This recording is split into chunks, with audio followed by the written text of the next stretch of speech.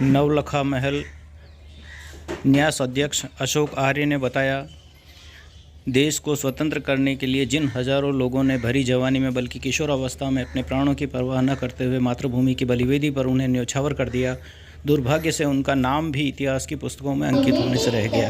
न्यास ने इसलिए एक प्रकल्प बनाया है जिसमें 365 दिनों में 365 ऐसे ही गुमनाम शहीदों के जीवन वृत्त को दिखाने का प्रयास किया जाएगा। अंग्रेजों के खिलाफ रणभूमि में उतर आए। उनके कुशल नेतृत्व तथा युद्ध कौशल के कारण भाव नहीं करती थी। उन्होंने रखे थे।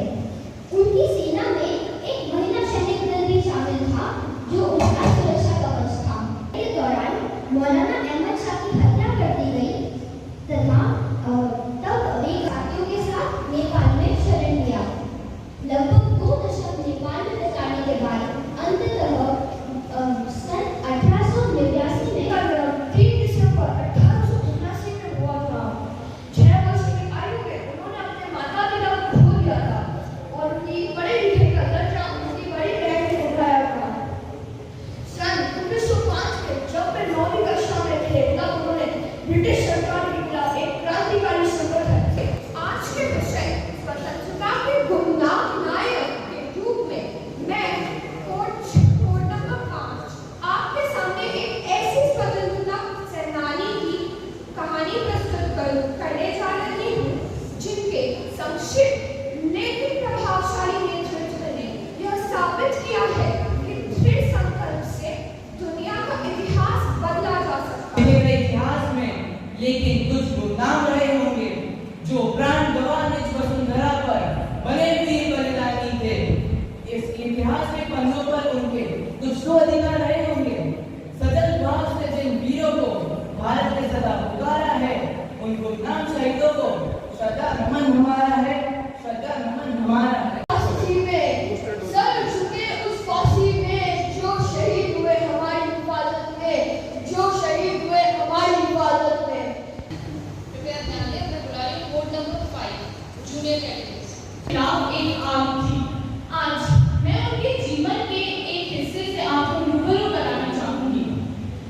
1940 की हलचल भरी सड़कों पर चलती थी एक महिला जो ब्रिटिश साम्राज्य को चुनौती देने के लिए भिड़ी थी और वो थी हमारी सुचेता। एक धूप हम अपनी स्वतंत्रता की मांग करें। भीड़ ने सहमति में सर हिलाया और एक ब्रिटिश अधिकारी भीड़ को डराने के लिए आगे बढ़ा। उसने कहा, ब्रिटिश साम्राज्य की ताकत को चुनौती आप लोगों को बेहतर पता होगा। सुचेता की निडर आवाज गूंज उठी। हम जानते हैं, लेकिन हम यह भी जानते हैं कि न्याय और स्वतंत्रता हमारा जन्मसिद्ध अधिकार है और हम तब तक शांतिपूर्वक आंदोलन करते रहेंगे जब तक हमें यह अधिकार न मिल जाता है। इतनी शक्तिशाली है कि वह पहाड़ को हिला सकता है और हमारा संकल्प अटूट है और ब्रिटिश को ये जल्द ही ऐसा करते रहे जिस दिन वो एक स्वतंत्र भारत पे कदम रखेंगे। और आखिरकार वो दिन आ ही गया। सुचेता का दिल खुशी से भर गया। शुभकामनाएं देता हूँ और मेरी दृष्टि में सारे ही बच्चे जिन्होंने बोला है वो विजेता है। ये एक मूल्यांकन की परंपरा है, तो उस हिसाब से प्रथम द्वितीय को रखी गई, लेकिन सभी विद्यार्थियों ने बहुत ही उन्होंने अपना पूरे सामर्थ्य के साथ जितनी भी तैयारी कर सकते हैं उसके साथ उपस्थित हुए हैं। जैसा कि रिएक्शन ने कहा है कि इस जगह आना बहुत साहस का काम होता है, ये हर किसी के बस का काम नहीं होता है। यहाँ नीचे बैठे हम बहुत बड़ी बातें कर सकते हैं, ऐसा वैसा, लेकिन जो 2 ही बच्चे हैं जो बिल्कुल नहीं बोल रहे हैं, तो मेरी दृष्टि में वो आज के हीरो हैं, क्योंकि मुझे पता है कि उनके अध्यापक ने उन्हें ऐसे ऑडियंस ना भी हो, आप खुद अपनी ऑडियंस को शीशे के सामने खड़े होते हैं। आप लोगों ने इतना अच्छा काम किया है, इतना अच्छा बने आपसे। It was so beautiful. Everyone भूल जाइए अवार्ड मिलता है। अवार्ड तो जो देने वाला है उसकी प्रॉब्लम है, आपकी नहीं। All the best. मेवाड़ भूमि वैसे ही पवित्र है, नवलखा भवन की ये पवित्र भूमि जहाँ सत्यार्थ प्रकाश के रूप में महर्षि दयानंद सरस्वती जी ने एक सृजन यज्ञ किया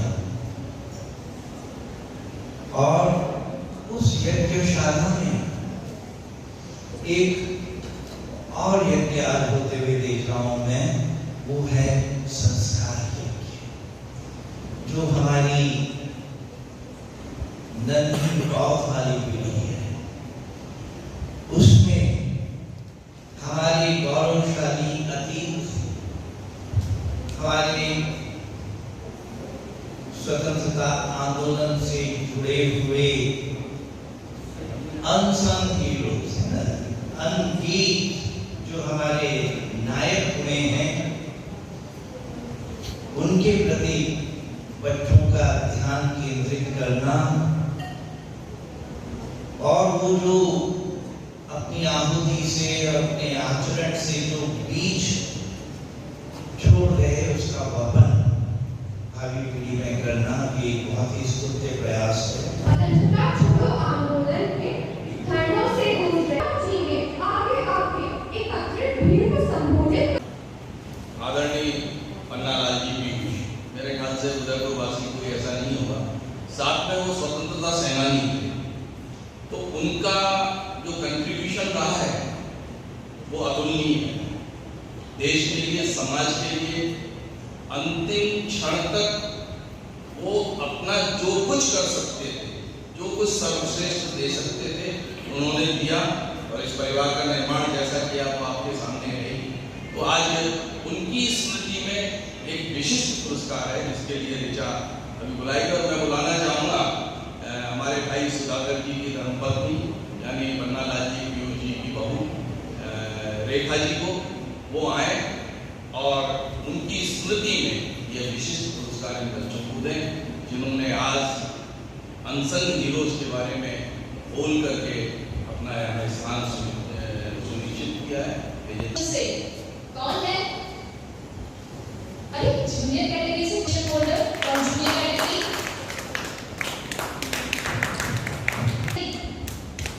सीनियर कैटेगरी से क्वेश्चन से भी ले लो, है क्या?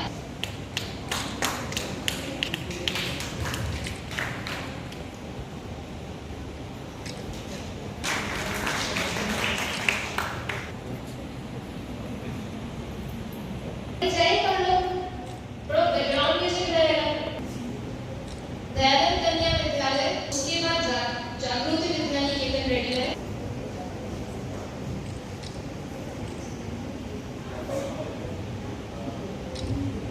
8 किलोमीटर से दूर है।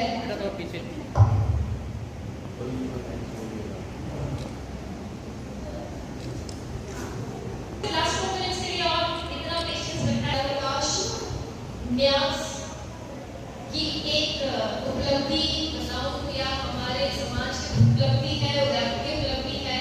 जैसा थोड़ी देर पहले अशोक सर ने बताया था कि भारत सरकार महर्षि दयानंद के 200वें वर्ष के उपलक्ष्य 2 साल के लिए सेलिब्रेशन कर रही है। सर हैं, अमित शाह सर हैं, बहुत सारे मिनिस्टर्स हैं, बहुत सारे गवर्नर्स हैं, बहुत अच्छी पोस्ट होल्डर्स हैं वहाँ पर, और उसमें हमारे उदयपुर से जिसे चुना गया है कोई और नहीं है। उन्होंने अपनी बात नहीं बताई, लेकिन दूसरी एक बात बताती थी जो हम चाहते थे वो हमें पता चले कि हम कहाँ हैं, क्या वैल्यू है इस जगह की। आपको बताते हुए बहुत खुशी हो रही है, उन 97 मेंबर्स की जो लिस्ट बनी है उसमें हमारे उदयपुर से नवलखा महल के अध्यक्ष श्रीमान अशोक आर्य सर का नाम बहुत बधाई सर। जॉइंट सेक्रेटरी डॉक्टर के ताबड़िया सर से धन्यवाद कहना कि उसकी महनीय कृपा से आज का ये कार्यक्रम बहुत ही अच्छे ढंग से संपन्न हो गया है। मैं धन्यवाद देता हूँ हमारे ही जो मुख्य अतिथि थे श्रीमान उनका और जो बहुत कम समय में होते हुए भी यहाँ से हमारे निमंत्रण पे पधारे और हमारा के बाद सभी हमारे सभी श्रोतागणों को दीजिए। सभी श्रोताओं को मेरा नमस्ते, अभिवादन। मैं अशोक आर्य हूँ और यहाँ श्रीमद् दयानंद सत्यार्थ प्रकाश न्यास, जो कि नवलखा महल को संभालने वाली संस्था है, उसका वर्तमान में अध्यक्ष हूँ। नवलखा महल एक बड़ा ही ऐतिहासिक और सांस्कृतिक धरोहर है। क्यों? ये किसी समय में महाराणा सज्जन सिंह जी महाराज का अतिथि गृह हुआ करता था, यानी जो उनके स्टेट गेस्ट आते थे वो यहाँ पर रुकते थे। आप लोगों को पता होगा, स्वामी दयानंद सरस्वती अपने युग के जो महान धर्म संशोधक थे, समाज सुधारक थे, वेदों के प्रकांड पंडित थे, वो यहाँ पर 10 अगस्त 1882 को आए थे और आने के बाद लगभग 6.5 मास यहाँ पर उन्होंने निवास किया था। उस समय में महाराणा इतने प्रभावित हुए थे कि लगभग उन्होंने शिष्यत्व जो है वो ग्रहण कर लिया था स्वामी दयानंद जी से का, और लगभग रोज़ यहाँ पढ़ने के लिए आते थे और स्वामी जी उनको सदाचार, देशभक्ति और मनुस्मृति इत्यादि के और कुछ दर्शन के भी पाठ पढ़ाया करते थे। स्वामी जी को भी उनसे बड़ा अनुराग हुआ और वो आगे के भविष्य के रूप में सज्जन सिंह जी को, युवा थे बिल्कुल, तो उस रूप में देखा करते थे। और यही कारण था कि यहाँ उन्होंने जो अपनी परोपकारिणी सभा बनाई, उत्तराधिकारिणी सभा जो बनाई, उसका प्रथम अध्यक्ष उन्होंने महाराणा सज्जन सिंह जी को ही बनाया। मेवाड़ पर और मेवाड़ के अधिपति पर उनका अगाध विश्वास था। और जब उन्होंने सत्यार्थ प्रकाश लिखा और उसके प्रथम पृष्ठभूमि का जब लिखी तो उस पर बड़े प्यार से लिखा उन्होंने, महाराणा जी का उदयपुर।